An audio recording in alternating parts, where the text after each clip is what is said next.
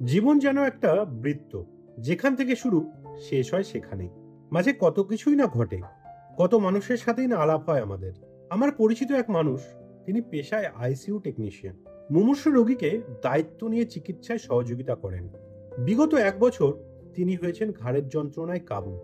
Operation করার কথা হলেও তার হয়ে ওঠেনি। এদিকে তার ব্যথা ক্রমশ বাড়তে থাকে, প্রভাব পড়ে কর্মক্ষেত্রেও। এমন সময় আসে যখন তিনি সারা রাত মাথার হাত তুলে থাকতেন। অবশেষে এমআরআই করা হয় এবং আমি অপারেশন করি। দীর্ঘ সময় পরে সুস্থতার দেখা মেলে, পরিস্থিতি সব দিকেই স্বাভাবিক হয়, হাতের সঞ্চালনও স্বাভাবিক হয়ে ওঠে। একজন কর্মচঞ্চল মানুষ যিনি আপৎকালীন রোগীদের পরিষেবা দেন, তাকে আবার আগের জায়গায় ফিরে যেতে দেখে সত্যি আজ আমার খুব ভালো লাগছে। আমি ওর সর্বাঙ্গীন সুস্থতা কামনা করি।